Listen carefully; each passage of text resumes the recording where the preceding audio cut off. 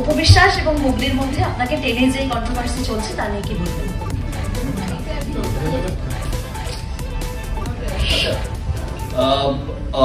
ওই দিক থেকে একবার রিয়াকশন জানতে চেয়েছিল। এবার ঘটল এক অপ্রত্যাশিত ঘটনা। কলকাতায় তুফান সিনেমার প্রিমিয়ার শোতে যখন এক সাংবাদিক শাকিব খানকে প্রশ্ন করেন বুবলি এবং অপু বিশ্বাসকে নিয়ে কন্ট্রোভার্সির কথা, তখন একদম অত্যাধিকভাবে রেগেমেগে তেড়ে যান শাকিব খান এবং সাথে সাথেই তিনি তার বক্তব্য পাল্টে ফেলেন। এই প্রশ্নের জবাব না দিয়ে তিনি অন্য কথা বলা শুরু করেন।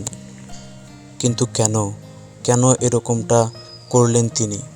মিডিয়াকে দেওয়া এক সাক্ষাৎকারে তিনি জানান, ব্যক্তিগত কন্ট্রোভার্সি নিয়ে আমি কোনো আলোচনা মিডিয়াতে করতে চাই না, কারণ বরাবরই মিডিয়া বিষয়গুলোকে অনেক বড় করে দেখায়, যেটা ঘটেনি সেটাও দেখায়। তাই আমি মিডিয়ায় এসব নিয়ে একদমই মুখ খুলতে পছন্দ করি না এবং করবও না। তারপরই ওই সিনেমা পরিচালক ওই সাংবাদিককে বলেন যে আমরা সিনেমার কথা বলতে এসেছি, সিনেমার প্রিমিয়ার শোতে আছি, এইখানে অন্তত ব্যক্তি জীবন নিয়ে কথা না বলাটাই ভালো ব্যাপার। আমরা সিনেমার কথা বলতে পারি, সিনেমার আলোচনা করতে পারি। তো বন্ধুরা, আপনাদের কি মতামত? বুবলি এবং অপু বিশ্বাসকে নিয়ে প্রশ্ন করায় সাকিবের এরকম রেগে যাওয়াটা কি প্রাসঙ্গিক ছিল?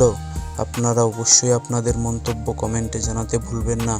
আর আমাদের ভিডিওটি ভালো লাগলে অবশ্যই লাইক, কমেন্ট, শেয়ার করবেন এবং চ্যানেলটিকে সাবস্ক্রাইব করে পাশে থাকবেন। ধন্যবাদ।